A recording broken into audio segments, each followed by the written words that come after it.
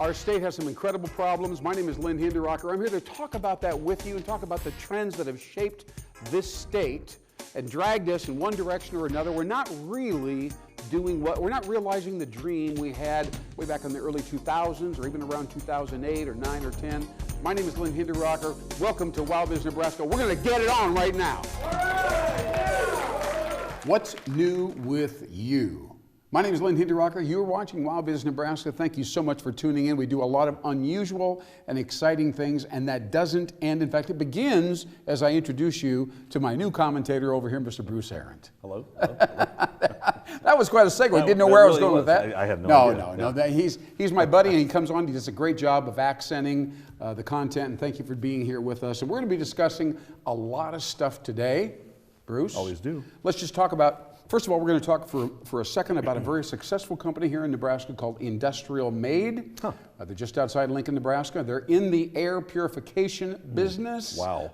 Not a bad place to be. Yeah, that's a great place if you're going to be around these days during this pandemic era. So we're also going to talk a little bit about the new Nebraska website, okay, and the new magazine that those folks have debuted called What's New? That's right. And very interesting. A lot of people don't really realize that a new regional business magazine is now available, right? Something we haven't had. We haven't had for a long time. And usually it's very local in nature, you know. Yeah. And I don't think there is a statewide, not a statewide, right, business magazine. But that's what is showing up on newbraska.com. So we're excited about that. We're also going to be talking about a topic we wanted to talk about on our last show, right? Which is called, it's a phrase, it's a strategic principle.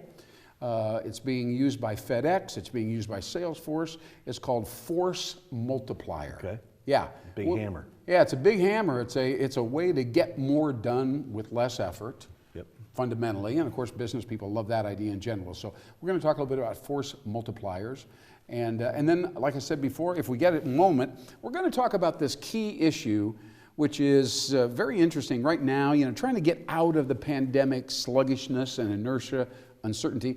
A lot of companies are not doing any marketing at all. Oh, yeah, they don't feel like they can take the risk. They just ask the salespeople to go bang around and see what they can get done. Right. Others are saying, well, we're going to finally invest in paid advertising, Facebook ads typically, or that kind of thing. And then others are saying, no, I'm not going to do that. We're going to get involved in PR, all right? We're going to create content, articles, essays, you know. And try to have a new presence. A new presence, a message, and kind of get people thinking of us as like leaders in our industry because we have these things published. Right. And it's a very interesting and somewhat confusing dialogue, so we're going to attack that soon. Okay. But let's talk about Industrial Made right outside of Lincoln, if you don't mind. Yeah. This is a 15-year-old company, right? And it's still a small entrepreneurial firm. Mostly engineers are working there, right? Do they manufacture? Yeah, they manufacture, and they work globally now. Wow. They're players in their industry. Now, you may have heard of a magazine called Industry Week. Okay. It's a trade magazine, I'm sure. Yeah, it's part of the manufacturing and industrial world. Right. It's a big magazine, been around for many, many years. Anyway, they did an article recently about the 50 states and, of course, the 50 companies in each one of those states that they think is the best manufacturing company. Okay. Right? And in Nebraska, Industrial Made was named the top company by Industry Week. Well, that's cool. Right, so we want to congratulate people associated with Industry Week. And Jeff Zalonik, or Volonik, is the CEO of the company. But anyway, here's what they do. And you might think of it, it's a more complex thing than you might think. And these are the people who, by the way, create air purification systems. So these go on the HVAC system, on the HVAC? Yes, mostly factories and industrial environments. Okay. They have robotics, as you know, in some of these companies. Yep. Welding systems. And they send off an unhealthy fume, shall we say. Right. And so these people manufacture sometimes hoods, things that kind of protect the workers from that. They have ducts that kind of purify them and suck that out. But, and then of course they have this, what I would call, not the standard, but an air purification filter, as you would expect, right? So they are and they have the ability to mitigate coronavirus and other viruses. Oh my gosh. Sounds like there's a lot of science behind all of everything. Tremendous amount of science. Yeah, I was talking to him on the phone about bacteria and ions. He talked to me about positive ions and negative ions and why they're different, why they both have to be identified, and specific treatments to work with and prevent these ions. Man, very interesting. What a great niche to be in, though. It really is, and they deserve all the success they're getting 15 years now. Here they are. This is their moment, and they are doing extremely well. But the product lineup, you wouldn't believe, I couldn't tell you right now, but a lot of very specific niche items. For certain medical environments or whatever. I suppose you can, if you have a certain need, you go to them and they could customize or develop something for it. I'm guessing. What I think about strategically here, and then we'll move on to our next topic, is how these systems, air purification systems and air filtration systems, fit into a larger whole, if you know what I'm saying. Right? And sometimes they manufacture the larger the elements of it, but not always. Sometimes it has to go with this piece of equipment. Right. And the software has to go with the hardware, and the hardware is made by somebody else, and so on and so forth. It's all very specific. Very specific, and they have to be fully integrated, see? And that is fascinating to me. Someday we'll talk a little bit about innovation ecosystems or value ecosystems, because that's what this is all about, is fitting into a system and serving a broad need. No, that sounds very cool. I'd love to see that plant where they do this. That'd be amazing. I tell you what, I'm counting on that opportunity exactly. So thank you so much, Bruce Aaron, for being here with me and talking with me about this. And by the way, before we move on to the next subject, WowBiz Nebraska does exist in part to publicize and talk about your community, right? Your company, whatever you're doing that's innovative, that's exciting, even if you're moving in a direction you haven't actually arrived yet, keep us in your eyesight, keep us in the works. We want to know what you're doing, and we'll be happy to talk about it, and maybe bring in people from your organization, chat, and make sure that your customers and your employees know that you are getting the publicity and the exposure that you deserve. Recognition, you know. Yeah, absolutely. They deserve that. Yeah. They absolutely do. All right, listen. Let's switch the subject a little bit. Talking about things people don't know. All right, and there's plenty, and there's many know. things, right? Yeah. But especially now, by the way, because things are changing, and as things change, then we suddenly we're in the mix, but then all of a sudden we're behind the curve, right? But in the Nebraska.com website, you'll see a debut of a brand new magazine. Yeah. Regional magazine, huh? I saw that. Called What's New, right? What's New? We'd like to focus on new since it is Nebraska. What did you see in the website that jumped out at you? What was your impression of the What's New magazine and the editorial cover? There were 4 articles that I looked at and read all of them. There was one that was about what's the term of making your customers feel good about themselves and about I can't think of the term just off the top of my head. Emotional branding. Emotional branding. That's what it was. Experiential branding. Right. Yes. Which I found fascinating. And there was a little anecdotal story in there about how Taco Bell.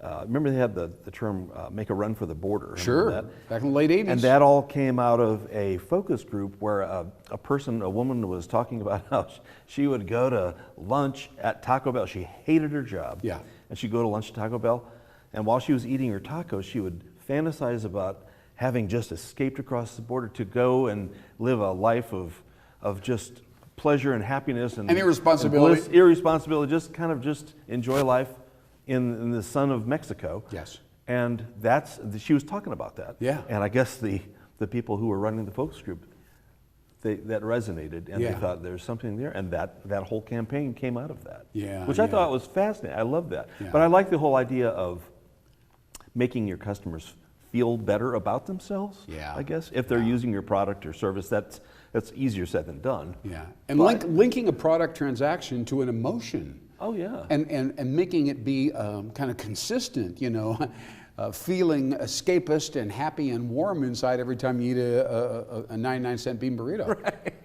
That's not an easy thing to pull off. I usually do feel warm inside after I. Never mind. but it's true, and it's not an easy thing to do, but it's really effective. I think more companies should actually just listen to your little discussion right there and really stop for a moment and say, how could we do exactly that? Yeah. Not literally linking it to that kind of emotion, but any product consumption should have an emotional dimension. I don't care if it's an industrial air purifier or whatever it is. Right. Absolutely. But it's true. But that, anyway, it's a good resource, though, the What's New section of the site. Well, thank you. Really, Thank you for bringing that up, because I think the magazine has great potential. It's never been a statewide magazine before, and hopefully we can get some contributors across the state. Right. And just keep coming at it, you know. And that is, by the way, a curated article. In other words, that was an article that was really synthesized from 2 or 3 other articles, repackaged, and then comes out in a short, kind of a shorter version. Yeah, yeah. Which is kind of cool. That's quick read, you know. Quick read? Yeah. Absolutely.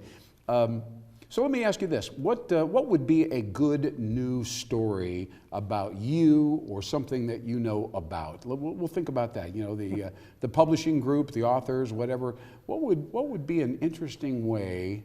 Because I've got an idea, but I mean, you're an editor and an illustrator and a publisher. I think you're in the middle of a story right now. Well, I think it's the whole the new approach that people who are in my business of writing or illustrating, especially children's books. That's what I know. And that's emotion. Yeah, it's all emotion. But how do you navigate the new world? You know, as everything has changed with, you know, of course, publishing companies are fewer and fewer, and self-publishing is becoming a bigger thing. I've done a lot of illustrating for people who custom publish like that. Right. But we're trying to work with a traditional publisher. How do you go about doing that nowadays, whenever there's so much more competition, because they're only looking at a few people a year or two actually publish? And I would be interested in finding out more about how to. I mean, that's really no, but it's a great strategic challenge that many companies and many industries have anyway. Yeah, there's a lot of things. It's like reinventing the industry. Right, right. You know, and this industry, by what I'm doing, has been very much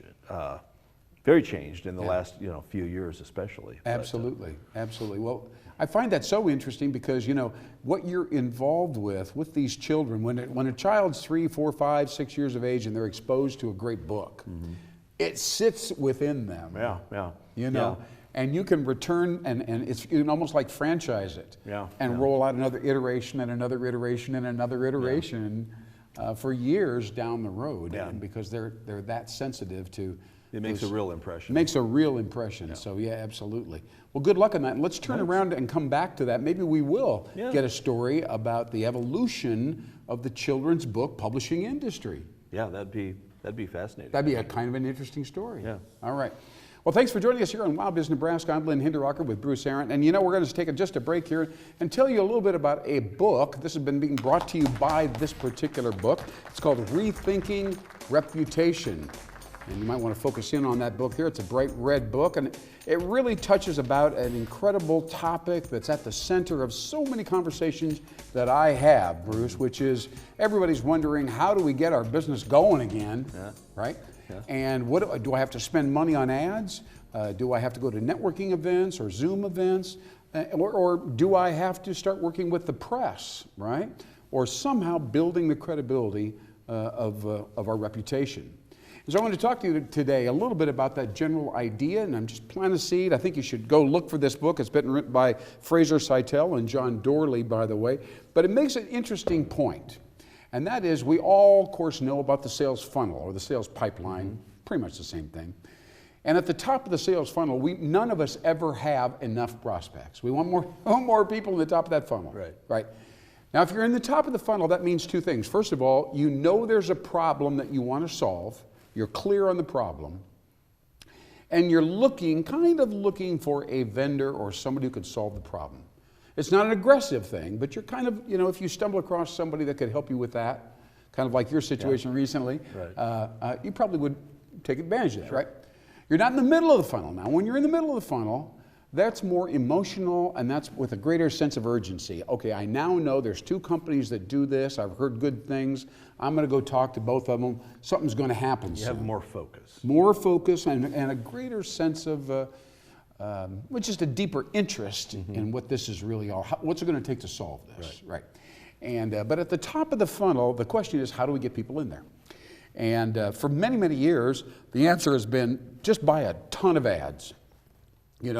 And if saturate the market. Right, and just get into it and throw a lot of stuff against the wall, or maybe do it in a more targeted way. But the bottom line is buy printed, or paid ads, But now there's a lot of thinking about content and content marketing.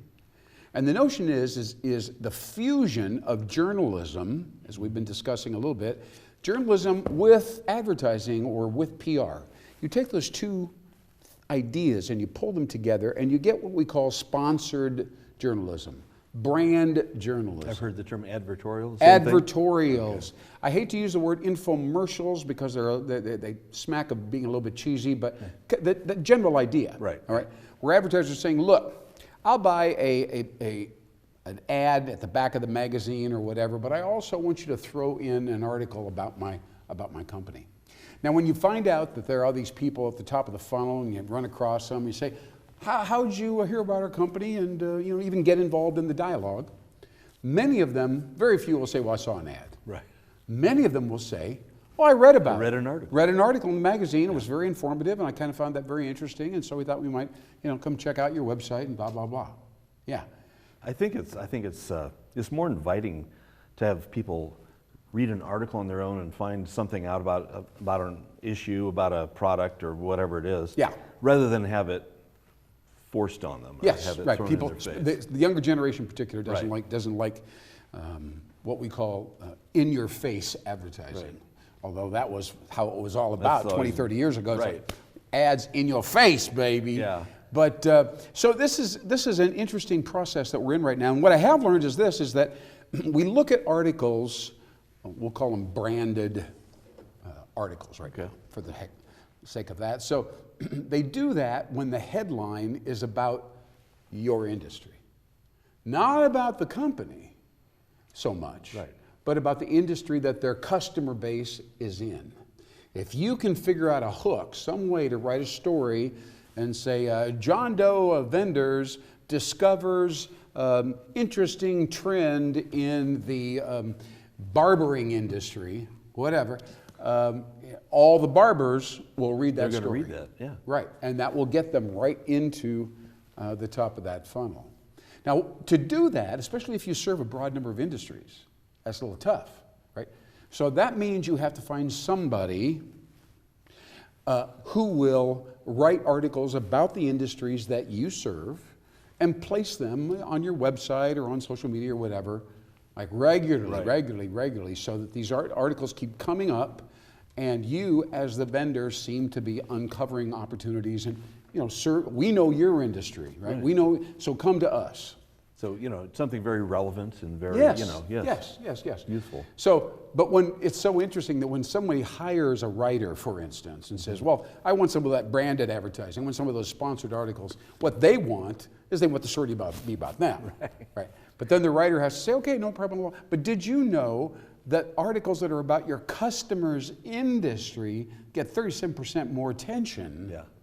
And you get more action if it's about them, not you. Of course, at the very end, you say, John Doe & Associates serves these people, blah, blah, blah. Right. Yeah. But you have to let the ego take a back seat for a while. Yeah. It's an interesting psychological process. Oh, yeah. Because when you say, I love the idea of a branded article, write about me, do another one about me, etc. And it's fun to see that, but it also really, it's much better if you do it about some industry you serve. And people would see through it pretty easily if it's just about an individual, Yes. I think. Yeah. I think that can go for a certain depth, but a little bit. Yeah, but usually towards the back end, if you Right. fit it into the back end and make it that way. And That's appropriate. it's That's very fine. appropriate. And I think that's how you can build a reputation with content marketing, but you have to stick with it. It's not like you can do one article and expect a lot of action in the top of the sales funnel. No. Yeah. Nothing works if you just do it one time. Right, exactly right. Well, Bruce Aaron, thank you so much for joining me here on WowBiz Nebraska, and thank all of you for joining us on WowBiz Nebraska. We are your business trend source. We talk about strategy, we talk about news from the east to the west side of Nebraska, and we think of all the, I'm going to say, Bruce, the conundrums or the tough questions that every business owner sits around and says, I wonder if I should do this or that, And so I'm going to pose one more quick thing at you before we get off the show. Okay? This is a time of change. By the way, I'm going to give a little personal background. Okay? My family is moving. We are moving at almost as we speak. Wow. Right? Yes. So as you know, Glad I got rid of my pickup. Right. I would have called on. I know, yeah. But So, you know, all that you go through, all the packing and all the history and the books and the clothes and the stuff that you have, and the incredible challenge of, do I throw this away in the dumpster out there, or do I throw it in the box and it'll sit there for, I don't know, another 5 or 10 years, right? Right. Yeah. Now, this goes on and on and on. It's an exhausting process. You have a house full of things to make decisions on. Yeah, it's like, and you think to yourself, you know, there are many times when I feel scared, like I don't have enough resources, and then you go, I'm overwhelmed with stuff. Yeah. Oprah Winfrey talked about this. She said, you know, find the 100 things that you can't live without, throw everything else away. That's probably 100 things. Yeah. Which sounds like a lot, but 100 things wouldn't be very many. No. Yeah. So, but I also think of change. So this is a change thing, but I also think of change when I think about companies, right? And as you know, I've gotten involved in change management with a number of firms. Right. And it's a fascinating process, but it requires that we throw away ideas. We throw away, well, I always log on that way, and then he always says hi to me. And so tough because the culture is so, it's so ingrained in people's psyche. You know, you go to try to change the culture of a company? Yeah, no, and it can't be done quickly. No. And you have to, there's really a process, you know. Somebody says, how do you do it? I said, well, you show people, it's like fear and attraction at the same time, right? You have to somehow spell out how things are not going to go well for any of us if we don't change. Yeah. But then we also have to say, here's 13 things that are going to be really great if you just jump across the river with us. Yeah. You know? It's not going to be easy, but it's going to be worth it. It's going to be worth it, yes. And most people don't believe you. Right. And the other thing is that we all have personality styles. Oh, yeah. You know, we all have our way of doing things that's woven so deeply. I'll never forget, I was working with an engineering firm at one time, and there was a gentleman who, very solid engineer, been there many years, but he was always a little slow to attend the meetings, and he didn't sign it, you know, didn't get back to me, and so on. So I sat down with him, you know, and he said, Lynn, you just move too fast. You're moving too fast with too many concepts, too many ideas. I don't know that they're all true. I have to think about time, kind of sort through them, and da-da-da-da-da. And he said, you're just, you know, you just got to slow down, you know, you're going too fast. And I said, well, here's my problem. We got to get all the way to here, or there is no company, and you'll have no job, and you won't have to be sitting in any chair. Yeah. So you have to speed up. And there was a pregnant moment, you know, I bet there was. where we both had to realize that we had our own personal styles, probably not going to change too much, but we had to be willing to adjust a little bit. Right, it becomes some sort of middle ground a little right. bit. Yeah. Out of respect to the other person's style and personality and version. So this gentleman said, well, I'll try to get through my stuff a little faster. You try to slow down. We'll see how that goes, you know. And it actually worked out fantastically as a result of that. But it's very often these kinds of uncomfortable change moments where you start to forget, you start to actually don't really believe that this is actually going to work. Yeah, because I've been through that whole thing in companies, and it's painful. Yeah, you know, it really is. And do you ever think to yourself, gee, if they would have just done this or that, we wouldn't be in this position?